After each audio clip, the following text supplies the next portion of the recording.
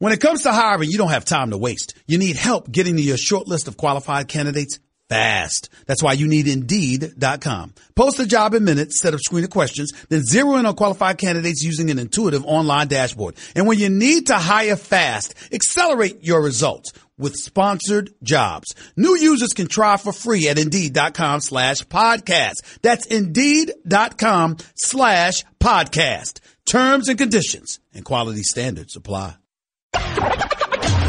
This is the Stephen A. Smith Show podcast. I'm Stephen A. What's up, everybody? Welcome to the latest edition of the Stephen A. Smith Show, coming at you as I love to do every weekday over the airways of ESPN Radio and ESPN News. 250 plus markets across the United States of America, plus ESPN Radio on Sirius XM, Channel 80, plus ESPN Radio simulcast over the live national television airwaves of ESPN News. Number to call up as always is 888-SAY-ESPN. That's 888-729-3776. The Stephen A. Smith Show is being brought to you by Peloton. Live studio classes in the comfort of your very own home. It's time for Straight Talk, brought to you by Straight Talk Wireless, best phones, best networks, no contracts. Where's Carlton? Where's Carlton? Carlton in Tampa, Florida, John. Carlton in Tampa, Florida, Nuno. Where's Carlton? The number one Bill Belichick critic on the planet Earth. I usually don't call out my callers. I love them. And I don't love any of them more than I love Carlton. But boy, will I be looking for you today, buddy. Don't go hiding, Carlton. Don't you hide. I'll get into the New England Patriots advances to the AFC Championship game in just a minute. In just a few, rather. But the first order of business was that robbery, that heist that took place in New Orleans, Louisiana yesterday afternoon. And I'm not mad about it. I'm not calling for the Los Angeles Rams to be arrested. I'm very, very happy. It's good news for ESPN, particularly ESPN 710, ESPN LA. Flagship station for the Los Angeles Rams. I'm very happy. Todd Gurley can ball, even though he didn't do that much yesterday. C.J. Anderson has been a welcomed addition. Jared Goff is going to be praised for over the next 2 weeks. Until Super Bowl 53 arrives in Atlanta, Georgia, we will be spending time religiously praising Jared Goff, because what a performance by him yesterday afternoon. And oh, by the way, let's not forget Aaron Donald. Let's not forget Ndamukong Suh. Let's not forget the fact that Marcus Peters looked pretty damn good yesterday. He didn't look bad. Let's not forget Wade Phillips, the defensive coordinator for the Los Angeles Rams, and what he was able to do. But more so than anybody else, stand up and give props and applause to Aqib Talib. Not Sean McVay, who didn't have his greatest game coaching. And all the aforementioned individuals, they deserve some credit too. But my Lord, Michael Thomas, wide receiver for the New Orleans Saints, who ran roughshod over Marcus Peters and the Los Angeles Rams secondary in that regular season matchup where he was targeted 15 times, caught 12 passes for 211 yards. Oh, he was a non-factor yesterday. Couldn't find him. Might as well put an APB out on him. Did have 4 receptions for 36 yards, 119-yard reception, but essentially was completely neutralized by Aqib Talib. And if you're the Los Angeles Rams, or if you're a fan of the Los Angeles Rams, and you're dissecting the biggest bullet point as to why they ended up this game victorious, and you want to give credit to some of the players, Aqib Talib should be at the top of your list. But we all know that's not what happened yesterday. We all know that's not what transpired. We know that dissecting this and looking at this for what it is, we understand exactly what transpired yesterday afternoon in New Orleans, Louisiana, inside that Superdome. A robbery took place. A heist took place. The New Orleans Saints should be going to Super Bowl 53 in Atlanta, Georgia. There is no way around it, ladies and gentlemen. If we're going to be honest about what we saw, and we're going to be honest about what happened, the New Orleans Saints should be prancing, sauntering to Atlanta, Georgia for Super Bowl 53. It's about a minute and 45 seconds left. Drew Brees, not his greatest day, no, without question, throws a pass that if the defender, Nickell Roby-Coleman, even looks, it's an interception. Except he didn't look. He never looked at the ball. He never looked at the quarterback. He set his sights on Tommy Lee Lewis, wide receiver for the New Orleans Saints, who's going down the right sideline. And with the ball at least 4 yards away from him, Nicole Roby Coleman just walloped him. First of all, it was a pass interference, flagrantly so. Secondly, it was helmet-to-helmet contact as well. It would have given the Saints a first down. Los Angeles had just used the second timeout, probably only had about one left. And as a result, the Saints would have simply been able to run the clock down, not allowed the Rams to even get the ball back, and kick the field goal to win unless they went for the jugular and scored a touchdown, giving the Rams an obligation to try and score a touchdown in order to win the game. Either way you slice it, it's over. The game's over. The Saints would have won the game. They'd have been headed to the Super Bowl because the Rams would have never had an opportunity to get the football back. And that is that. But the referees never called it. They just treated it like it was an incomplete pass. The intended receiver, Tommy Lee Lewis, 3rd down and 10. It's an incompletion. Ultimately, the Saints have to kick the field goal. As a result, it gives the Rams an opportunity to get the ball back, to go downfield and kick the field goal. You got overtime, and we know what happened then. Drew Brees gets pressured by Fowler, gets his arm hit, ball flies in the air, gets picked off by the Rams. Ultimately, they're in position to get another field goal, and that's actually what ended up happening for them to win the game. Zerline kicked 2 field goals, big-time kicks on his part. Props to him. But in the end, what this comes down to is the fact that, guess what? We can slice it any way we want to. If that call is made in regulation, there is no overtime. A matter of fact, the Rams don't even get a last possession in regulation. And as a result, the Saints go marching on to the Super Bowl. But that is not what happened. And because that is not what happened, and because Zerline instead ended up kicking a field goal with 19 seconds left, overtime arrived. And there you have it. Now, there's a couple of ways to look at this. First of all, there needs to be a rules change with the National Football League. When you have a situation where I understand there was no call made, but you still should be in a position to challenge such a flagrant no call on the part of the officiating in that kind of situation.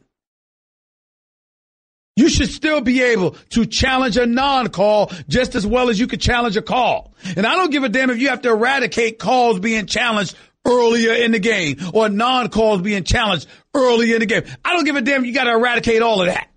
The second half matters. Overtime matters. And I'll be damned if the postseason doesn't matter. When the postseason arrives, you got to do everything in your power to make sure you get it right. And the league office picking up the phone and calling Sean Payton and acknowledging that human error was performed and was made by the officials don't amount to a hill of beans. We had 2 great, phenomenal, fantastic conference championship games with a right to go to the Super Bowl on the line. It was nothing but great football last night. And it was contaminated by the league. By the league. Both games, I might add. And that's the sad part in all of this. Because when you look at what transpired, listen, I had a lot of problems with what Sean Payton did. Yes, Drew Brees didn't play that well, no question. No way to completely absolve him from his struggles, but the Rams were in his face all afternoon. Aaron Donald and those boys was coming for him. So you had that problem. The absence of a running game, that was another problem. And even though Alvin Kamara was eating them up in the second half, how come more plays weren't set up for Michael Thomas to get free? How come Ted Ginn Jr. wasn't able to exploit or Traquan Smith wasn't able to exploit, or Ben Watson or anybody else wasn't able to exploit all things that were not named Aqib Talib. Why did that happen? Sean Payton's supposed to be boy genius. He was Sean McVay before there was a Sean McVay. He's the innovative. He's the innovator. He's the offensive play caller. He's the Super Bowl champion as a coach from 9 years ago, back in 2009, when New Orleans beat Jim Caldwell and the Indianapolis Colts. That was him. This is also the same Sean Payton that up until last season had missed the playoffs for the last 5 years. He's a bit emotional after the game. I understand that. And I understand how he was lamenting how, you know what, that's a call that shouldn't be missing. He was right. And the bottom line is that the Saints got robbed because they should be going again. I picked the Saints to win this game. Damn it, I still ain't taking credit for being wrong. Hell no. Saints should have won that game. That was a blown call by the officials. I'm not mad at the Rams because I don't mind seeing them there. I got love for those Rough Riders. Aaron Donald's the best defensive player in football. And Ndamukong Suh has shown up in this postseason. Very, very happy for him. A guy that I think has gotten a bad rep throughout the years. Aqib Talib is a bit eccentric and what have you, but that brother can ball. Marcus Peters had one bad game. We talked about him like he was trash. He's not a man-to-man cover guy. He zones. He spies. He takes chances. You know this about him. And most times, more often than not, he'll create turnovers. So people appreciate that. We talked about him like he was trash. So I'm going to give those boys credit. I'm going to give Wade Phillips and his defense credit. I'm going to do all of that. But I did expect more from Sean Payton. I did expect more from Drew Brees. And when I saw the lack of innovativeness on the part of the New Orleans Saints offense, I'm not looking at Drew Brees for that. I'm looking at Sean Payton. Damn good coach, Super Bowl champion. Not advocating for him to be fired or anything ridiculous like that. I'm just saying I expected more, that's all. I expected the Saints to drop at least 30.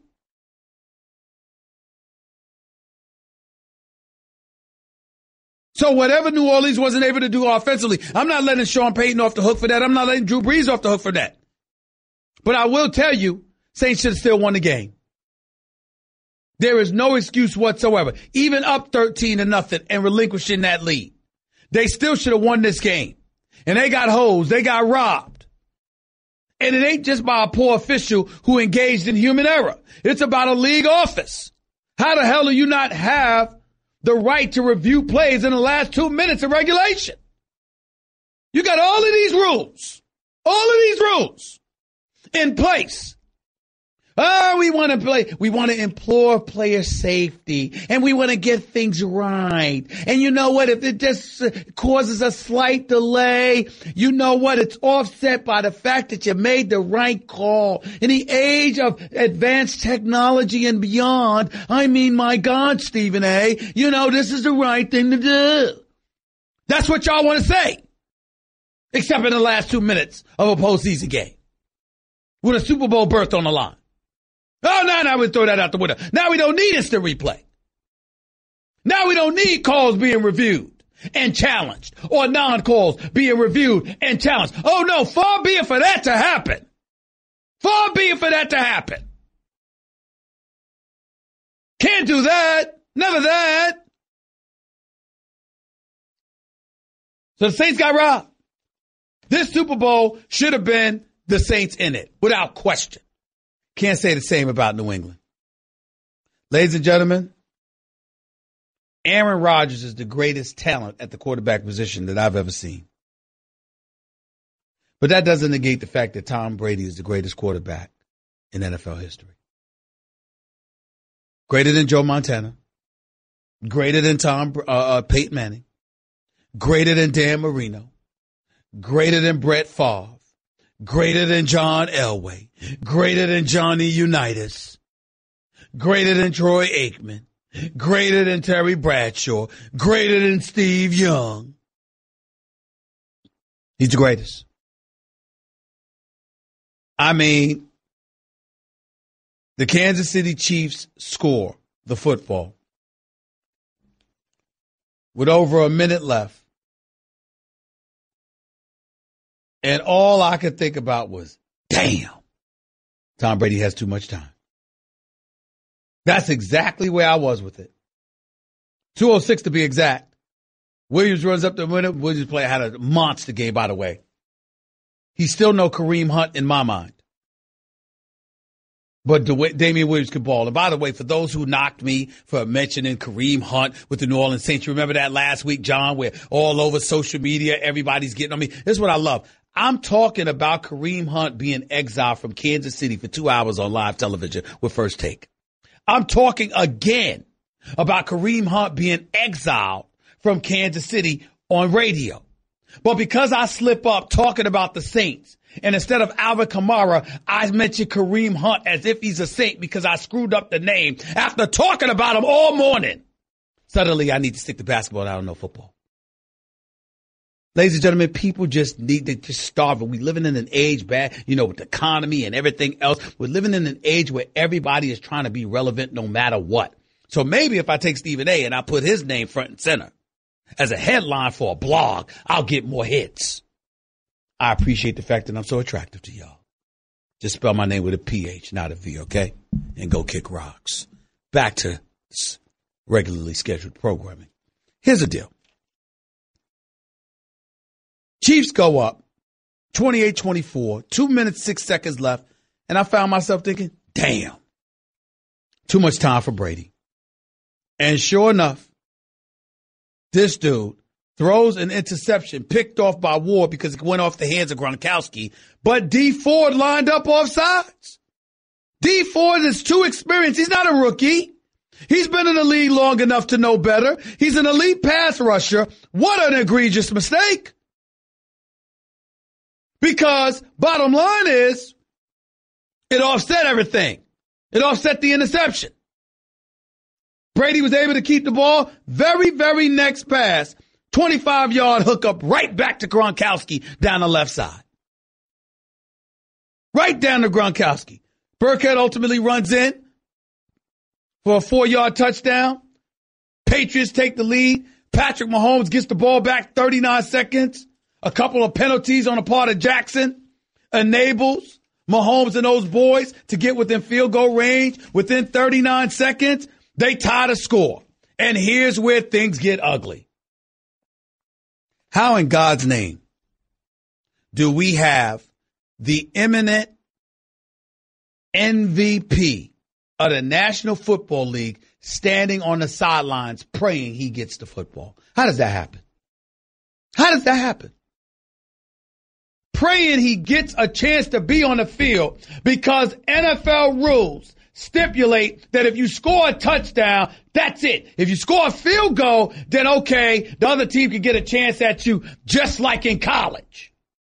But if you score a touchdown, it's over. As opposed to in college where you know what? You get a chance no matter what. Even if the other team scores, you still get a chance for an offensive possession. How come that doesn't exist in the National Football League? Are we going to go the route of safety? Safety, is that what we're doing, John? Is that what we're doing? We're talking safety now? Correct me if I'm wrong. It's college football. You get the ball. Even if you score, the other team gets an opportunity to get on the field and score. If they don't score, then bam, game's over. But if they do score, it keeps going. But in the NFL, no, we're not going to do that. So let me get this straight, y'all. We are concerned about player safety, which is one of the reasons why you want to get off the field as quick as you possibly can, right?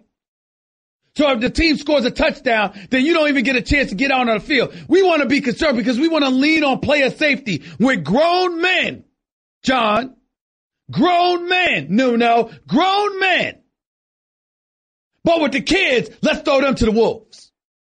The kids in college, oh, you go ahead, you go out there and play. We'll give you a chance at an extra possession as well. But not the NFL teams.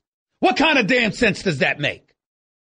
In the International Football League, all these rule changes that you have implemented throughout the years, everything clearly catering to offense. Don't get me started. Don't let me quote Ray Lewis, Hall of Famer Ray Lewis, and how much he's lamented how they've taken manhood out of the National Football League because they won't let these brothers just play.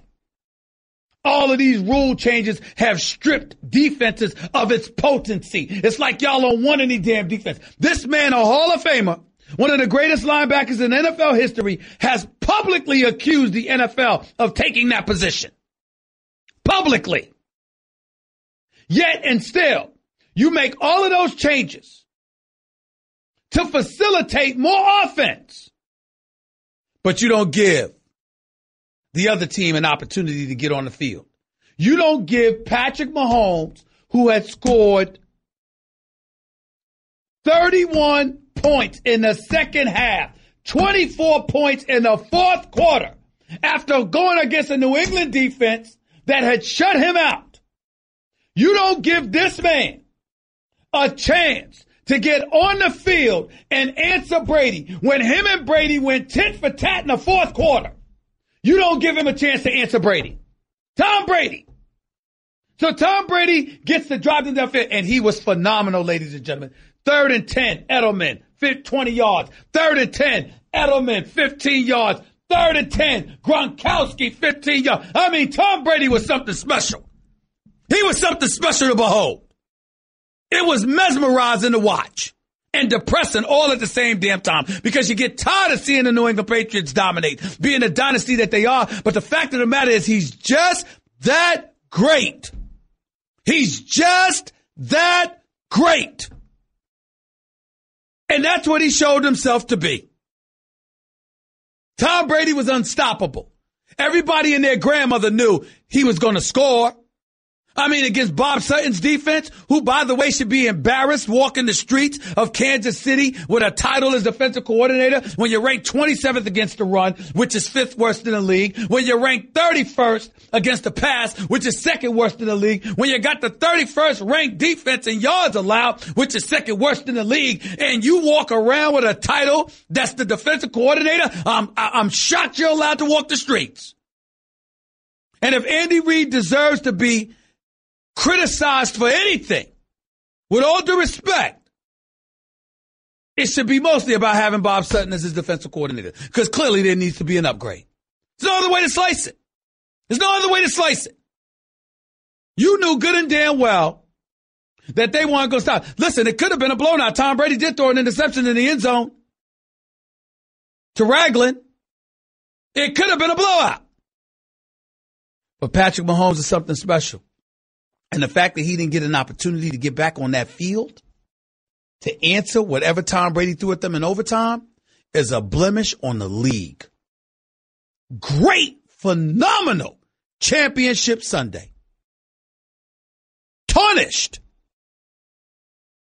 by the league. Not by the players. By the league. 888-SAY-ESPN. It's 888-729-3776. That was Straight Talk Wireless. Nationwide coverage in America's largest and most dependable 4G LTE networks. By the way, when you're hiring, you don't want to waste time sorting through dozens of irrelevant resumes. You want an efficient way to get to a short list of qualified candidates. That's why you need Indeed.com. Post a job in minutes, set up screening questions based on your job requirements, then zero in on qualified candidates using an intuitive online dashboard. Discover why 3 million businesses use Indeed for hiring. Post a job today at Indeed.com/hire. Search for greatness. Search Indeed. Back with your calls and more on this Martin Luther King holiday. Can't wait to touch on him, as I will do in just a minute. You're listening live with Stephen A. ESPN Radio, ESPN News. Indeed knows finding the right hire takes time away from your business. Hiring a qualified data engineer felt like a second job. More job seekers use Indeed than any other site, so there's no better place to find someone with the skills you're looking for. I needed someone with a master's in computer science and database experience. Plus, Indeed screener questions help you find your shortlist fast. Now I'm back to having just one job. Get a $50 credit to give your first job posting premium placement at Indeed.com/credit. Terms, conditions, quality standards, and usage limits apply. Additional terms online. Want to catch the game on the go? Metro has you covered. With Metro, you get access to a network that covers 99% of people in the U.S., just like the big guys, so you'll never miss any of the action. Plus, you'll save a ton over what you're paying with AT&T or Verizon. Score big with Metro. Switch now and save big on a great network. Metro by T-Mobile. That's genius. Note that coverage not available in some areas. Stop by a store for details and terms and conditions. You're listening to the Stephen A. Smith Show podcast. ESPN Radio, Stephen A. Smith Show is presented by Progressive Insurance, protecting commercial vehicles and offering specialized coverages designed to protect small businesses. More at progressivecommercial.com. 888-SAY-ESPN. That's 888-729-3776. You're listening live to the Stephen A. Smith Show, ESPN Radio, ESPN News. For those of you who may not know, Brady is undefeated in 3 postseason overtime games.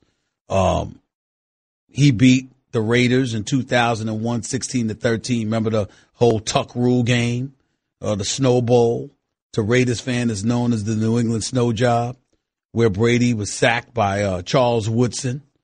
It appeared to be a fumble that was eventually recovered by the Raiders, but the officials reviewed the play and eventually determined that even though Brady had seemingly halted his passing motion and was attempting to tuck the ball back into his body, it was an incomplete pass and not a fumble under the then effective NFL rules. So a fumble was ruled an incomplete pass instead of a fumble, and New England obviously found itself in position to kick the winning field goal, Adam Vinatieri, and as a result, the Patriots won that game 16-13, and so began the Patriots dynasty since they went on to win Super Bowl 36. Okay? That was the first of 5 championships. That was Tom Brady against Rich Gannon. The second one was Tom Brady against Matt Ryan. Patriots down 28-3, come back, tie the score, goes into overtime. Tom Brady drives New England down the field. They win the game. And then last night, what is the thing that all 3 victories have in common? Each time the New England Patriots won the coin toss for the ball in overtime. And each time Tom Brady never allowed the team, whether it was Rich Gannon, Matt Ryan, or Patrick Mahomes yesterday, to get the football. 888-SAY-ESPN. It's 888-729-3776. Let's go to the phones. Joe, you're live. Joe in Brooklyn, you're live with Stephen A. What's up? How you doing, Stephen A? Thanks for taking my call. No problem. Go ahead, man. So I know you're on a time base. I got 3 points. They all fall into each other real quick if I can get through them. Go ahead. So first, I want to start off with the Saints. The situation starts off where Ted Ginn catches a 39-yard bomb down the field. They're in prime-time real estate with 1 timeout left for the Rams. They have the number 1 ranking running back all across the board. And on first down, they go aggressive and they throw a slant pass over the middle instead of running the ball. All 3 to burn the clock down, just milk clock and kick the field goal, which kind of reminds me of. What's your second? What's your second point? We got that point. What's your second point? My second point is, on third down, you want a pass interference and a helmet penalty, and with that puts the Saints in primetime position. But you already were in primetime position when you caught the bomb. All you had to do was milk clock and kick the field goal. But in terms of No, you're wrong there, because it was third down. It was 1:45 left. The Rams had just used their second timeout. And as a result, you were looking to get the first down, because if you got the first down, then you have 4 downs to go and you could milk it. But since the pass was incomplete and there was no pass interference call, then it's 4th down and you have to kick the field goal right then, which gave the Rams time. The reason why they're lamenting the fact that the penalty wasn't called is because by the penalty not being called, it ensured that the Rams would get the ball back. Whereas their intent was for the Rams to never see the football again, which is why they wanted the first down even more so than they wanted the touchdown in that particular situation, because it still would have given the Rams time to come down the field. Their objective was to make sure that the Rams never touched the ball again. And that no call ultimately, denied that from happening. To me, that sounds like we needed the penalty to be in primetime position. Well, I don't give a damn what it is to you. I give a damn about the facts. The fact is, I'm trying to keep the ball away from the Rams, The Rams would never touch the ball. Jared Goff would never touch the ball. Todd Gurley would never touch the ball. Brandon Cooks would never touch the ball, okay? None of these cats would touch the football. That was the objective, for them to never see the ball again and for us to either kick a field goal or score a touchdown as time was expiring. Last time I checked, that's a part of strategy that any team, including the Patriots, would employ, and I'm not going to knock the Saints for that. What's your third point? Fair. So I just want to say, mistakes need to happen for things to be better in the future. So maybe this non-call maybe need to happen so we can bring on new rules. And my last one is I've been noticing. That's 3 points. Now you got a fourth point, dear Abby. Go ahead. I'm going to give it to you. Now, I've been noticing that there's been a lot of complaining about officiating all over sports, including the NFL and the NBA. Just wanted to know, when is there going to be change or some sort of... Who knows? They'll have another competition committee. I mean, Sean Payton is on the competition committee. That's probably why he's so appalled by this. And Bill Belichick is somebody that's pushed for instant replay and the ability to challenge non-calls, for years, and they've never granted him that. So go figure. We'll see what happens. Appreciate the call, man. Thank you so much. Nick, talk to me. You're live with Stephen A. What's up? Hey, Steven. Yes, sir. I just want to talk about the Patriots and ask you how much you think luck is involved in their dynasty or whatever. Doesn't matter to me. Doesn't matter to me. Deflategate, like, for example, let's go down the list, all right? Because my man Carlton, who I'm still waiting to call from Tampa because we know how much he's a Belichick hater. I want to see what he has to say today. But let's go down the list, okay? So you have Spygate. There's no denying that happened. There's no denying that we're still looking for tapes that the NFL got a hold of and they must have destroyed, or whatever the case may be, that shows the extent to which the Patriots were cheating at that particular moment in time, meaning Bill Belichick. But here's what I remember about Spygate. What I remember about Spygate is that it became an issue like in week 1 or 2, right, of that season, Nick. That was the year they went 16-0. So what happened to them for the other 14 games that it was an issue? Okay? They were undefeated. Then they went to the postseason. They were undefeated before the Giants knocked them off. Let's go to Deflategate. Deflategate was an issue. They fought tooth and nail. Tom Brady damn near was ready to take it to the Supreme Court before he was ultimately convinced to just drop it, serve his 4-game suspension, what have you. What do? They turn right around and they win the damn Super Bowl. And then now this year, as Tom Brady said to Chris Hogan, I'm too old, you're too slow, we've got no skills, and look where we are. Bleep everybody. Because guess what? You talk to players, you talk to coaches, you talk to people who know football, who have been a part of football for decades and longer. They swear by the greatness of Bill Belichick and the greatness of Tom Brady and how capable they are of overcoming so many things. Let's not forget the great catch by Chris Hogan yesterday. Let's not forget the great play by Julian Edelman. Let's not forget the fact that although Rob Gronkowski seems on his last leg, somehow, some way, this guy is just absolutely phenomenal when it counts. Let's not forget those things. And let's not forget how that defense held Kansas City scoreless for the first half. That ain't luck. I mean, I understand all that, and I respect the greatness, but all I'm trying to say is, like, the refs, like, the calls that they get, the random stuff that they get, like, you don't think that accounts to any of the fact that they're still winning after all this time? No, I didn't say it doesn't account. I said it doesn't matter. Let me ask you a question. Who are you a fan of? I'm a New York Giants fan. You're a New York Giants fan, right? Yeah. If the New York Giants fan had the same success that the Patriots had, right? Yep. Would you A, be calling it luck, and B, would you care? No, I get you there. I hear you there. Have a nice day. Have a nice day. You know better. Don't do that. If you wouldn't do that to your team, don't do that to the New England Patriots. If you wouldn't do it to your team, don't do it to the New England Patriots. 888-SAY-ESPN. It's 888-729-3776. Look, I'm here working. Black man, African-American, relatively successful in this world. Doing what I love to do. Hosting my radio show after hosting my television show. Covering the world of sports. Making a pretty decent living while doing so. Some people will sit up there and say, you should thank the good Lord. My answer to that is I do every night and every morning. And numerous times during the day. Some people would say you should thank ESPN. And I do. Just as I thank the New York Daily News, the Philadelphia Inquirer, CNNSI, Fox Sports, and ESPN, because those are all the employers that I've had throughout the years. Wouldn't be where I am if it wasn't for them and the people that supported me who worked in those respective places overseeing my career. Let me not forget SiriusXM as well, since I do have a show on here. Sky Greenstein is one of my favorite people on the planet, the president of SiriusXM Radio. But you know, when you think about Dr. Martin Luther King,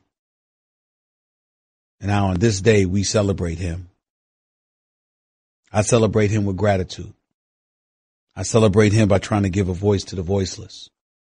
I celebrate him by trying to tackle issues of unfairness and inequity and a lack of civility whenever I can, and addressing those kind of things. Because if you're not doing those kind of things, then you're not fulfilling this man's mission and what he was all about, what he fought for, what he sacrificed his life for. And so on this particular day, as we honor this man, this great, great, great human being who wasn't just focused on the upliftment of black people in this country, but he was for uplifting the desolate and the disenfranchised here and across this globe. Truly one of God's greatest creatures was Dr. Martin Luther King Jr. What he meant to us all, why he meant so much to us all. That's why I never take this day off, because to take the day off is to take the microphone away from myself, denying me the opportunity to express on this day what we should be reminded about every day. He has a lot to do with that. I just wanted to say thank you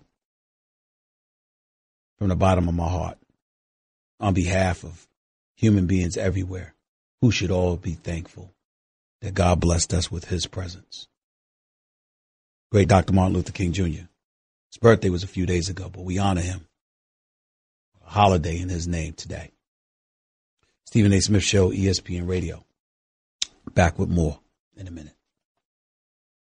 Let me tell you about Pete, who loved hockey and always wanted to play in the NHL. Pete played since he was 3 and begged his mom to let him stay on the ice. Why, some nights he even slept in his hockey skates. Pete practiced and practiced until one day, when he was 47, Pete realized he just wasn't that good. So he threw his skates in the trash. But then he heard how Geico, proud partner of the NHL, could save him money on car insurance. So he switched and saved a bunch. So it all worked out. Guess what? You're in the middle of the Stephen A. Smith Show podcast. Damn it, I mean it! If you missed my opening segment, don't worry about it. You can listen to the podcast on your schedule, on demand. Brought to you by the new Capital One Saver Card. Earn 4% cash back on dining and entertainment, 2% at grocery stores, and 1% on all other purchases. Hey, what's in your wallet? Also, the Stephen A. Smith Show, ESPN Radio. We're coming to you live from above the Heineken River Deck at Pier 17, South Street, Seaport. Also, the NBA is on ESPN Radio. Tune in tonight as the Lakers host the defending champion Warriors. Presented by Indeed. Coverage begins at 10 p.m. Eastern on most ESPN radio stations. Real quick, let's go to Mike. You're live with Stephen A. Real quick, Mike, what's up? Hey, man, how you doing? What's up, my brother? Talk to me, man. Ain't too much, man. Yeah, I was just calling you because, you know, at the beginning of the year, I picked the Rams, and you told me I was in my emotions. Yes, I did. And I told you the reason. I told you the reason why, because they spent that money. Yep. And I knew that they was one season away. And, you know, even though they got away with a call yesterday, I think they played a pretty good game. And I think people got to give them more credit, man, to Jared Goff, man. He played big time yesterday. He was on a lot of duress and made some good throws, you know, made some big plays. And then I think New Orleans got away from what they was doing because they didn't try to test Talib at all. He made a big difference and didn't even really have to work too much. You're right. Mike, I got to run on out of here because we pressed for time, man, but I appreciate the call, man. It's good for hearing from you. It's good to hear from you as well. I hadn't heard from you in a while. Good to hear from you, man. We take it easy. Stay in touch. 888-SAY-ESPN. It's 888-729-3776. Damien Woody, 2-time Super Bowl champion with the New England Patriots. He's about to come up next. He's our NFL analyst extraordinaire. He's up next. Start off hour number 2 with Stephen A. ESPN Radio. ESPN. That's just a sample of what you'll hear on the Stephen A. Smith Show. Weekdays at 1 p.m. Eastern on ESPN Radio and the ESPN app. When it comes to hiring, you don't have time to waste. You need help getting to your short list of qualified candidates fast. That's why you need Indeed.com. Post a job in minutes, set up screening questions, then zero in on qualified candidates using an intuitive online dashboard. And when you need to hire fast, accelerate your results with sponsored jobs. New users can try for free at Indeed.com/podcast. That's Indeed.com/podcast. Terms and conditions and quality standards apply. This is the Stephen A. Smith Show podcast.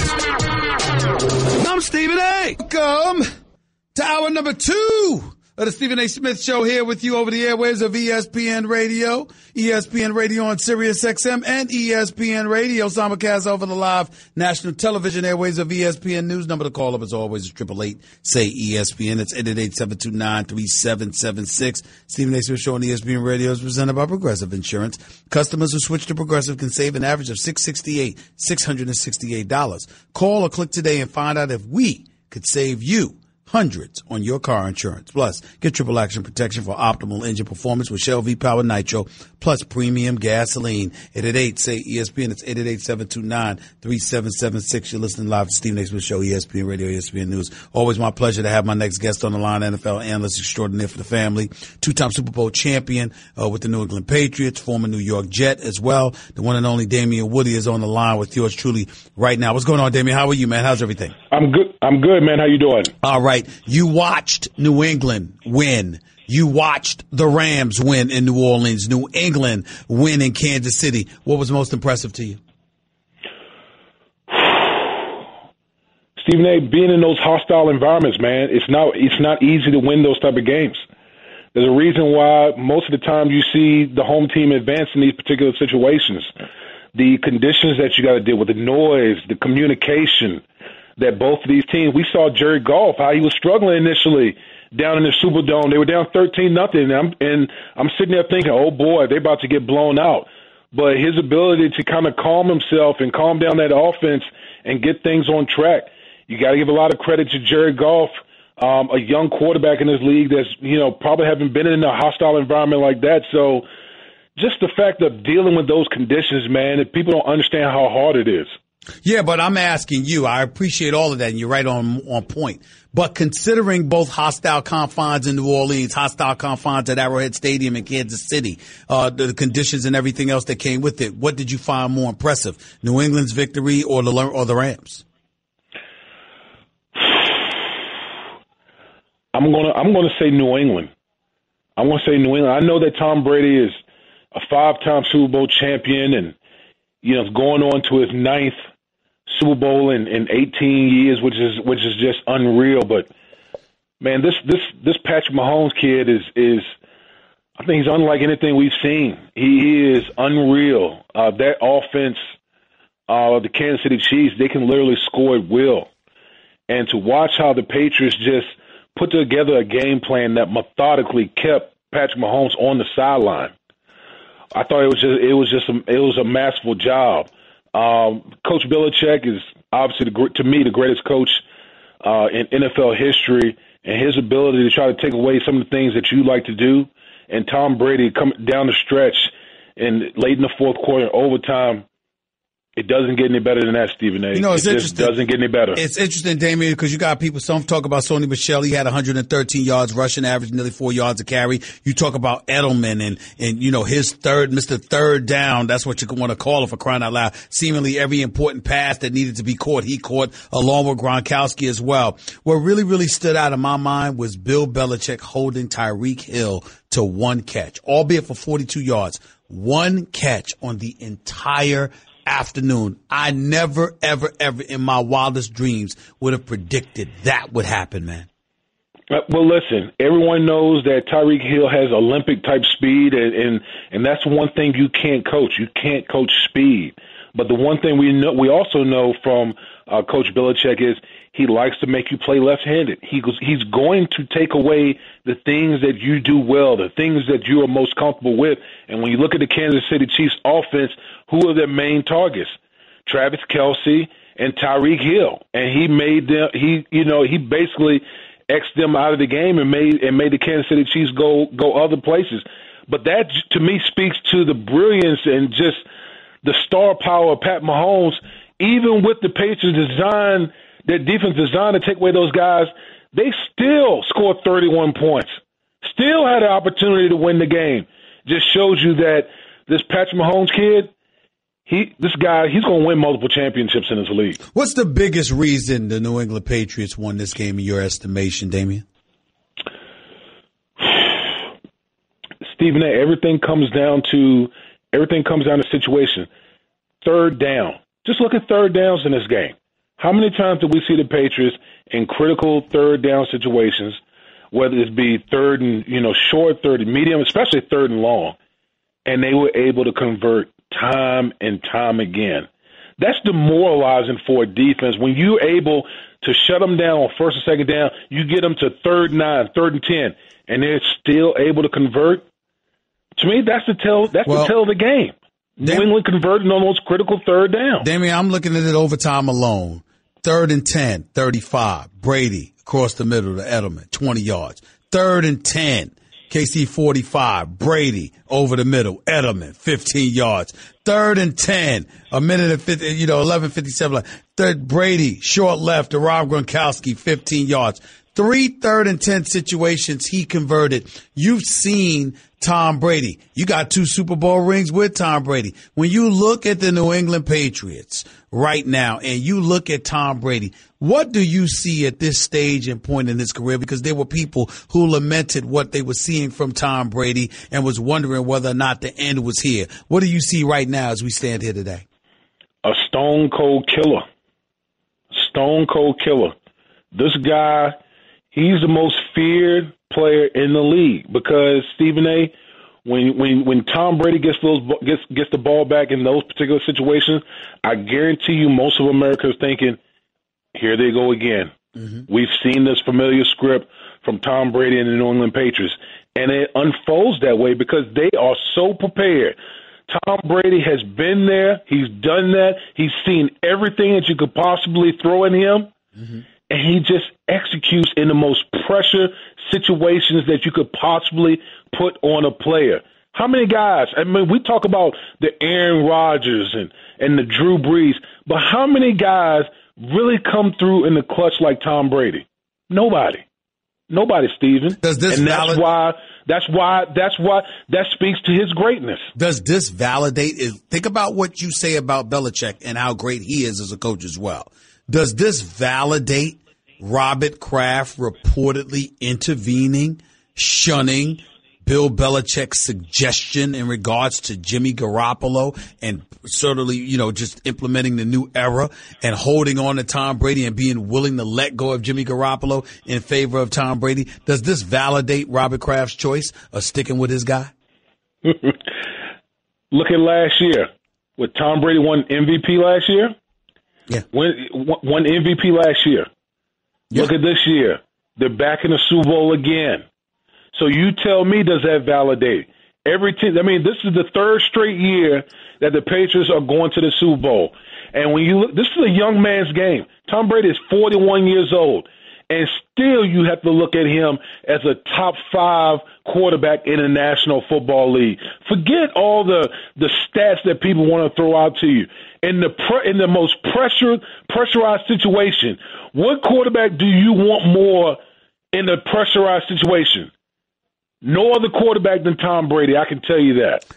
As we sit here, Damien Woody, and we talk about the New England Patriots, we have to transition to the team that they beat yesterday, and that was the Kansas City Chiefs. How are we to look at Andy Reid today? Andy Reid is a damn good coach. Andy Reid has knocked on a door on several occasions throughout his career. He went to like 5 NFC championship games when he was with the Philadelphia Eagles, 1 Super Bowl appearance. He in Kansas City, he was in the AFC championship game, came up short yet again. This is his 20th year coaching in the National Football League. What do you say about Andy Reid? This was his year. This was his year. You do all this work in the regular season. You get home field advantage, the number one seed throughout the playoffs. You have this young, exciting MVP quarterback in Patrick Mahomes. You have Tyreek Hill, Travis Kelce, Sammy Watkins, Damien Williams. You have all of these pieces. Everything is lined up for you to go to the Super Bowl, and you don't get it done. And if we've seen the script from Andy Reid, and I'm not knocking Andy Reid as a coach because I think Andy Reid is a terrific coach. When I think of Andy Reid, I think of along the lines of Marty Schottenheimer. Marty Schottenheimer was a great coach as well. Just came up short in the postseason. And I just felt like this was the year for him to get to the Super Bowl and ultimately win it. He ultimately came up short. It's interesting. I'll switch back to New England in this sense. You're defensive coordinator on the New England Patriots because we rave about Bill Belichick all the time as the head coach, but Brian Flores, who's believed to be the next head coach for the Miami Dolphins, they're already hiring assistants for crying out loud. No doubt he has everything to do with that. What do you make of the job that he did yesterday? How much credit do you give to him compared to Bill Belichick? Well, listen, Bill coaches up his coaches just like he coaches up his players. And Brian Flores has been a guy that's been, he's been schooled in a lot of different areas within that organization. And listen, you got to give him a lot of credit. The game plan that they had against the New England Patriots, did Bill have input on it? Absolutely. But I'm not taking anything away from Brian Flores, who's been in that system for a long time, understands the defense, understands that it takes all 11 guys to make the whole thing go on the defensive side of the football. The way they were able to take away Tyreek Hill, Travis Kelce, the way they were able to pressure Pat Mahomes. Think about the pressure that Pat Mahomes had throughout the whole game. He was literally running for his life in that game.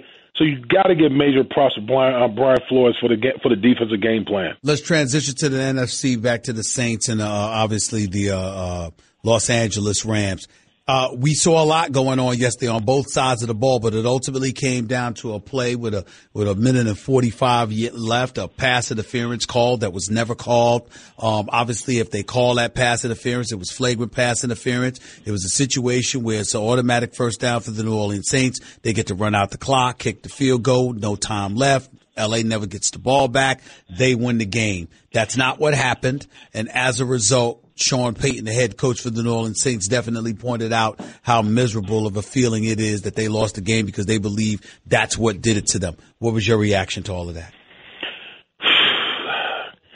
I could be politically correct and say, you as a player, you can only control the things that you can control, but I wouldn't be honest with myself. In that particular situation, you got a situation where the ref who's right there looking at how the whole thing unfolded, and he dropped the ball. Dropped the ball, Stephen A. I mean, you're in the NFC Championship game. You're in the game to go to the Super Bowl, and you had a ref who was right there looking at this play unfold, and he couldn't throw the flag. And as a player, you're sitting there thinking, man, I've busted my butt the whole year, worked tirelessly to get to this point, and it's basically come down to that, where the referee dropped the ball on a call. You're not guaranteed to get back to the title game again. You're just not. So I understand the way that Sean Payton feels, the New Orleans Saints, and the whole city of New Orleans in this particular situation, because I don't know how you can trust the league again after this. So with that being said, how do you remedy a situation like this? What are the kind of things that should be addressed to make sure something like this doesn't happen again in the National Football League postseason game, Damien? Well, you got to understand, I think that Sean Payton is the head of the competition committee. So if you don't think he's going to wield some influence in the offseason and changing some of these rules as far as being able to review penalties in critical situations, that's going to absolutely be on the table moving forward. But again, the Saints will never get over this. You'll never think about this. Sean Payton and Drew Brees, Drew Brees is at the end of the road. Okay, we don't know if they'll ever get back to this point. So rules might get changed, but this opportunity may never come back around for the New Orleans Saints. Do you think Drew Brees should retire, or should he come back next year like he's planning to? No. Listen, Drew Brees should come back. Drew Brees, I've always said that if you're playing a game and you love the game, man, play as long as you want. Play until the wheels fall off. And Drew Brees, is behind Patrick Mahomes, in my opinion, for the MVP race. I totally agree with you, but I'm getting to a more specific question, and I'm just asking what I see. There's a few times over the last couple of weeks in these playoffs where I saw Drew Brees underthrowing passes. Okay. And when you have that going on, particularly when you get up there in age, there's going to be people who attribute that to age, attrition, lack of strength, etc. Do you give any credence to that whatsoever? I'm not saying it, certainly not. He's Drew Brees, but there are others who might say that. Do you give any credence to that? I think down the stretch he did. He wasn't playing as well as we saw him throughout most of the regular season. Mm-hmm. And yes, maybe some of that can be due to age and, other factors that may be going on. But Drew Brees has earned the right to play as long as he can. I mean, this is a guy that, has broken numerous records in the National Football League, who had an outstanding year this year. So, listen, he didn't play. I don't think he played as well down the stretch, but by no means should Drew Brees hang it up. Come back again. I want to see Drew Brees out there playing more, because the National Football League is better when a guy like Drew Brees is out there slinging the ball around. Who's the MVP of this game from the Rams side of the football, in your estimation? Wow, the MVP of for the Rams on that, just based off of yesterday's game. Who was your MVP for them yesterday? Man, it might have been Ndamukong Suh. Ndamukong Suh, I thought he played a heck of a game yesterday. Played a heck of a game. And Stephen A., we've been saying on First Take, where's Ndamukong Suh been most of the season? But the past couple of weeks, this guy has shown up. This guy has shown up big time, and I thought he had a big-time game against New Orleans Saints, really shutting down that New Orleans Saints two-headed rushing attack and making the New Orleans Saints one-dimensional. And also in the game, what you saw, Alvin Kamara was coming out of the backfield, eating up the New Orleans Saints coverage. You saw Ndamukong Suh out there chipping on Alvin Kamara, which to me was a critical adjustment that the defense made for the Los Angeles Rams. So I thought Ndamukong Suh played great yesterday. What about Aqib Talib on Michael Thomas? I thought he played great as well. Listen, when you're playing defense, sometimes you got to sacrifice your personal stats for the greater good of the whole defense. And I thought, what I saw yesterday was guys sacrificing their traditional roles in order to better the defense as a whole. I knew that the Los Angeles Rams were going to play better this time around, because now you have an Aqib Talib, and guys are starting to play more into the roles that they were slotted to play before. So Aqib Talib shutting down Michael Thomas and the way they made the adjustments for Alvin Kamara, to me, those are critical things that helped the Los Angeles Rams win that game. Damien Woody right here with Stephen A., ESPN Radio, ESPN News. Well, with all of that being said, we've got the Los Angeles Rams going up against the New England Patriots. As of right now, and you reserve the right to change your mind, but as of right now, how are you viewing Super Bowl 53 in Atlanta in 2 weeks? I'm going with the New England Patriots. To me, I don't know. It's hard to go against the Patriots, man, because I look at it as experience. When you got the great Coach Belichick and Tom Brady, who's been in this thing 9 times.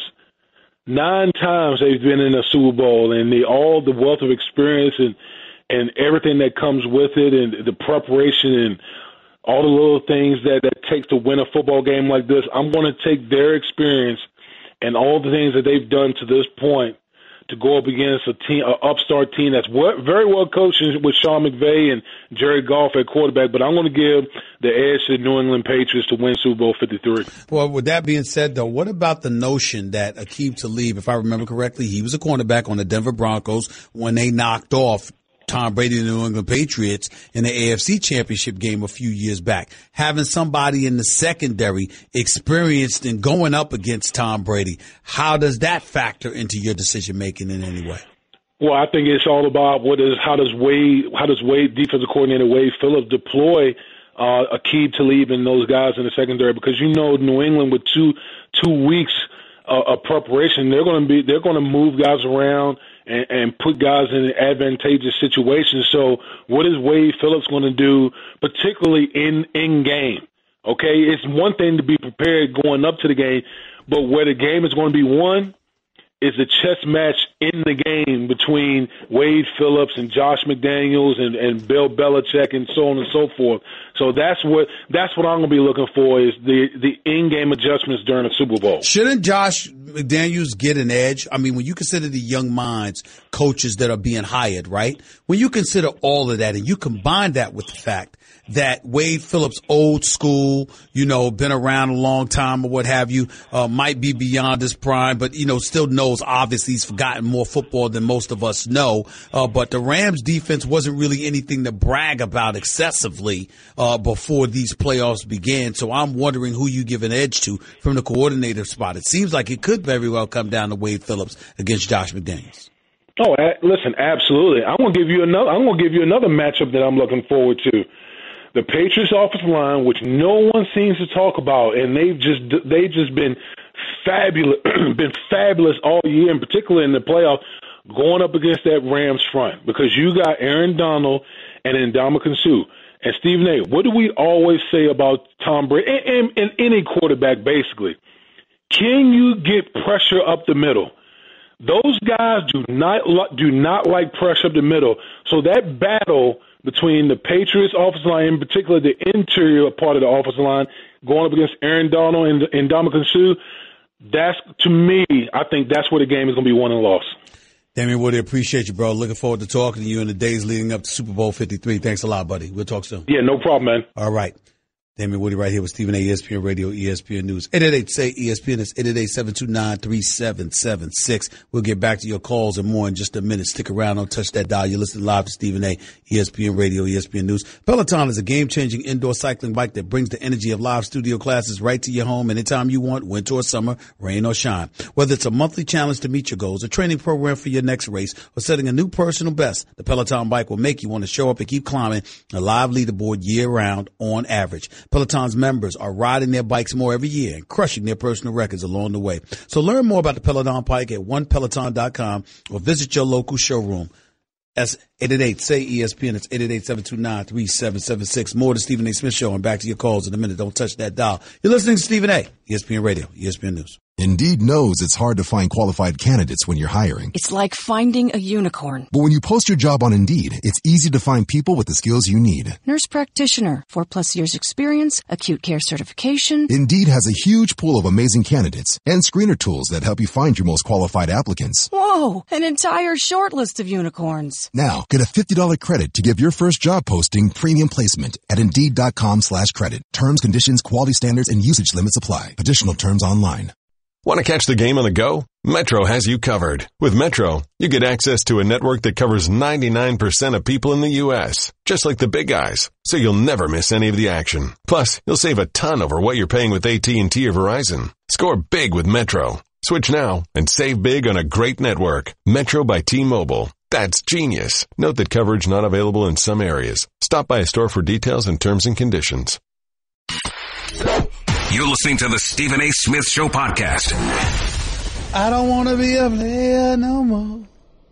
Welcome back to the Stephen A. Smith Show, ESPN Radio, ESPN News. With the Vivid Seats app, it's easy to find awesome seats to any game. Download the app and enter promo code CHAMPS at checkout to get 10% off your first order. 888-SAY-ESPN. It's 888-729-3776. Back to the phones we go. My man Carlton must be on vacation because I haven't heard him going off. About Bill Belichick. Stay tuned. Stick around. It's Stephen A. Smith Show, ESPN Radio, ESPN News. Let's go back to it. Let's go to Bruce. You're live with Stephen A. Talk to me, Bruce. What's up, Stephen A., man? It's a pleasure, man. All right, go ahead, man. Hey, real quick. Yo, I'm a little surprised at your stance with the overtime stuff, man. Listen. Hold on. You're surprised at what? I'm sorry, I didn't understand you. Your stance on the overtime. Okay, go ahead. I'm surprised by your stance on the overtime. Okay. Because at the end of the day, you know what I saw yesterday? I saw 2 games. And in one of those games, I saw a team that went out back on October 30th and made a play to get a guy who made a difference in the overtime, right? Mm-hmm. That was Dante Fowler against a great quarterback. Mm-hmm. The defense gets played, too. The Chiefs have the highest paid safety who had a chance to make a play. Mm-hmm. They also have the 4th highest paid player in his position, Justin Houston. I ain't hear nothing about him. Right. So I'm trying to understand where you're coming from with that. Well, here's where I'm coming from with it. I believe that throughout the game, both folks should get an opportunity at it. I don't think that because it's overtime, all of a sudden a coin flip should determine anything, because even though both sides have a responsibility, both defense and offense, my position is I want to see both of them performing in overtime, not just one of them. I don't want an offense left off the hook. I don't want a defense let off the hook. I don't believe that the first score should win, meaning a touchdown. I believe that both teams should get a crack at it. That's all. It happens in college. They both can't get a crack at it. Yes, they can. Yes, they can. No. They can. We choose not to. They do it to college kids. Yeah, the college kids. That's an arcade. Wait. You can say that all you want to. The fact of the matter is, college football is violent. College football is violent. You got kids playing college football. They have to be subjected to it. Why can't the pros? That's all. Because they are pros. And they get paid just like the offense. Okay, well, it's a preference, but don't tell me the word can't. They can do what they want. They choose not to. Just like you know what? You can review calls if they allow the rules to review non-calls. You can do it. All right, they choose not to. You want to instant replay or review everything else? How many times have you found yourself wait for the next play to happen because the officials got to get together and they huddle for 5 minutes for something that should take 30 seconds? But they do it. Okay? So guess what? You can eradicate those rules in the first half. Make sure that you could use something in the second half and in potential overtimes. Players make plays, Stephen A. I agree. That's obvious. Tell me the sky is blue. I'll be shocked. Of course you're right. But the point is that we're talking preference here. And I'm telling you my preference, like for last night. I would have loved to see New England's defense against Patrick Mahomes after Brady scored, as opposed to the game's over and we don't get to see Mahomes at all because Brady scored against a defense that ain't been a damn defense all year long outside of the Indianapolis Colts game. That's my preference. I know what the rule states, and they lost fair and square, but that's my preference. Because I don't want to see Patrick Mahomes standing on the sideline literally praying, please let me get a shot at the ball. I don't want to see that. The top 2 paid players on their team can't make a stop. All right, okay. I told you ain't wrong. I said my preference. What the hell next? I like blue jeans. You gonna tell me I should want black? That's my preference. I want to see Patrick Mahomes on that field against New England's defense. That's what I want to see. I don't want to see him standing on the sideline not getting a shot. I don't want to see that. I want to see him on the field, and I want New England's defense to try and stop him. That's what I want to see. I would have loved to see that, too. And I would have loved to see Justin Houston and his $16 million salary. See, you looking at that. How about D4 lining up off a line of scrimmage, offsides? The problem. That's even worse. Because if Brady's getting rid of the ball inside of 2 seconds, I can't sweat that.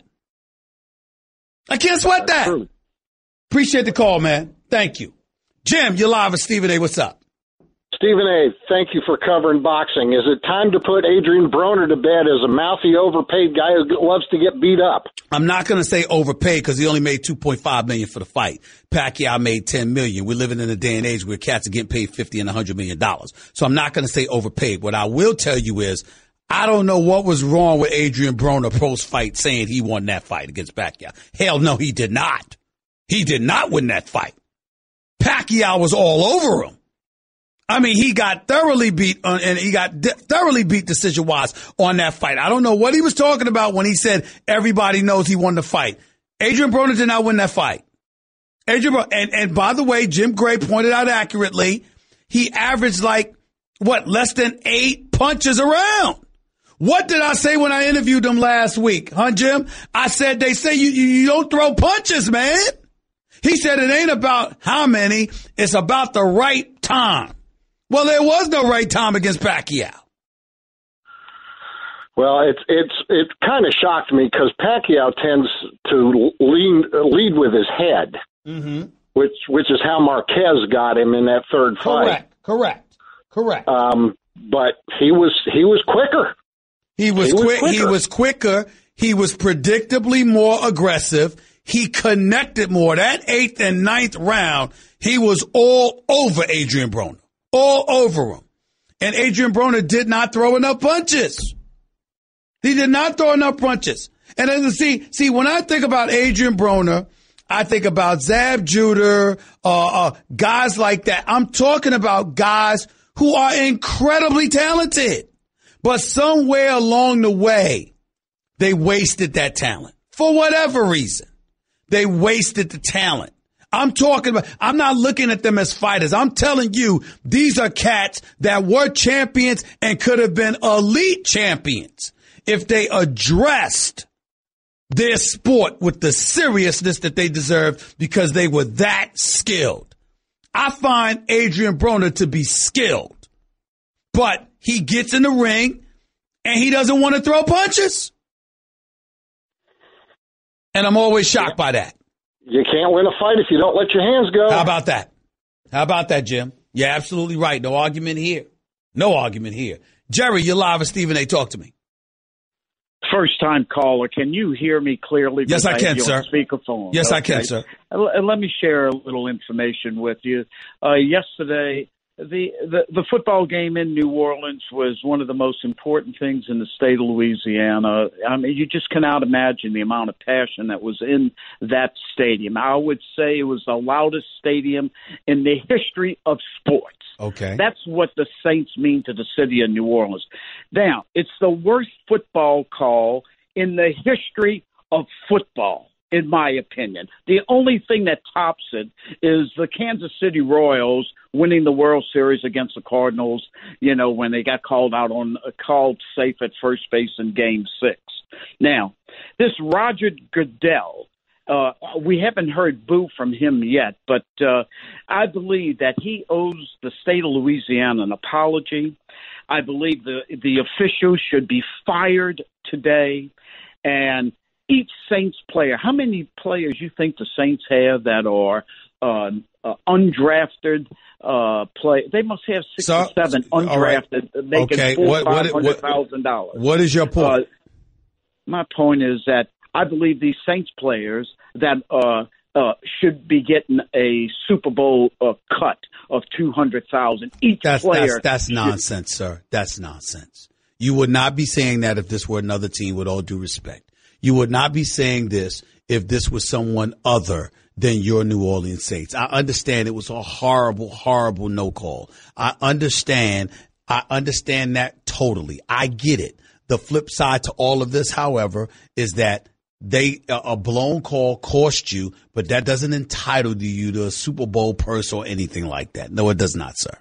I understand. I agree with you.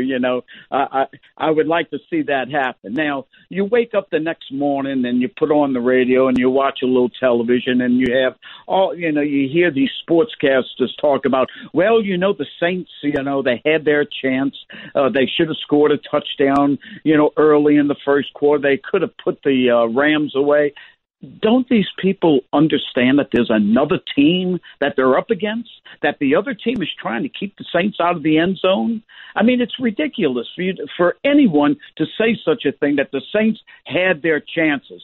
The Saints were robbed. They were robbed. They were robbed yesterday on a no call, but they were things that they did to hurt themselves as well. Michael Thomas was under lock and key. They couldn't run the ball effectively. Sean Payton could have made better decisions coaching yesterday. Drew Brees could have had a better game. And let's not take complete credit away from the Los Angeles Rams, who played their tails off. Wade Phillips had a tremendous game plan. Aqib Talib had Michael Thomas on lockdown. Marcus Peters showed up determined to make amends for what happened to him during the regular season. And Dominican Sue and Aaron Donald and those boys played big. Fowler, a key. We are forgetting the fact that in overtime, it was Fowler that caused that interception by getting a hold of Drew Brees' arm and, interrupting his pass, which ultimately was intercepted. The Rams did a lot to win this game as well. Let's show the Los Angeles Rams the respect that they deserve. I do believe that the Saints were robbed because that game should have been over in regulation. But it's something to be said about the Rams to come into the very confines you described, sir, and to make that a game and to force New Orleans in a situation where they would need a right call by the officials in order to win in such hostile confines. And then to get it done in overtime. And how about the kicker Zerline with two big time kicks, one to end regulation, one near the end of regulation rather, and one in overtime to win it. There's a lot that the Rams did good to earn this victory. And let's not disrespect them. That's all I'm saying. There's no question. I totally agree with you. That's why I was saying, wait, I have something else. Hurry up, sir. I'm running out of time. Go ahead. The Anthony Davis, NBA television viewership is up, it's breaking records and it's good, but let me tell you how many times I have heard on the radio that, the Lakers are going to get Anthony Davis. We don't know, Jerry. We don't know. We know he wants to go. It would have to be traded. But call me on another day when we're talking basketball, and I'm happy to put you on and talk extensively about this particular subject. But not right now. I'm talking about the AFC-NFC championship game, and I got to go because I'm running out of time. I appreciate the call. Thank you. 888-SAY-ESPN. It's 888-729-3776. You're listening live, Stephen A. ESPN Radio, ESPN News. By the way, for upcoming holidays like Valentine's, 1-800-Flowers has the best bouquets and deals around. Like a dozen assorted roses for $19.99 or upgrade to 2 dozen assorted roses for $10 more. To order, go to 1-800-Flowers.com/ESPN. 888-SAY-ESPN. It's 888-729-3776. You're live with Stephen A. ESPN Radio, ESPN News. Technology Truths, brought to you by Geico. Technology Truths. Truth, you will certainly send any text about your supervisor to your supervisor. What's with Janet's bangs? Did she lose a bet with a weed whacker? LOL. And send. Wait, no. Truth, it's so easy to switch and save on car insurance at Geico.com. Janet, I think my phone was hacked or something. Geico, 15 minutes could save you 15% or more. Guess what? You're in the middle of the Stephen A. Smith Show podcast. Damn it, I mean it! If you missed our interview today with Damien Woody, go check out the entire interview on demand in the Stephen A. podcast. Brought to you by the new Capital One Saver Card. Earn 4% cash back on dining and entertainment, 2% at grocery stores, and 1% on all other purchases. Hey! What's in your wallet? Phil, you're live with Stephen A. What's up, Phil? What's going on, Stephen A.? You only got a minute, man. Go ahead, brother. Go ahead. All right, check it out. The day when you posted on Instagram about Tony Romo being could be a nice head coach, I posted that on December the 23rd when they played the game. Now, since Tony Romo was one of the good old boys, one of Jerry boys, shouldn't Jerry Jones really think about that after he listened to the way he play call and the way he listened to the game and the game? Man, let me tell you something. In all my years of watching football, I ain't never seen a broadcaster perform like Tony Romo performed. Exactly. He was absolutely sensational. He was absolutely sensational. I mean, first of all, Jim Nantz is just the ultimate pro. But what Tony Romo gave you is what a football analyst, is supposed to. You want to say that, but he even exceeded that. I mean, he was telling us what was going to happen before it happened. He's like, all right here, this is the play you call. This is what you're supposed to do right here. If you go to this guy right here in this spot. I mean, it was unreal what he was saying. It was you know what it was the equivalent to me, man? You know what it was? When I was sitting with Magic Johnson, covering the finals, Dallas and Miami, and I sat with the great Irvin Magic Johnson for a quarter and a half. And everything he said was gonna happen or should be happening, according to the coaches or the players, happened for the last quarter and a half. I couldn't believe what I was watching. I couldn't believe what I was hearing. He was that great. That was Tony Romo yesterday. I mean, what we're going to do, win another 4 games this year, next year, after winning? I got to bounce, bro. Hire Tony Romo as your coach at Dallas. You might win something. Talk to y'all in 22 hours and tell them peace of love. That's just a sample of what you'll hear on the Stephen A. Smith Show. Weekdays at 1 p.m. Eastern on ESPN Radio and the ESPN app.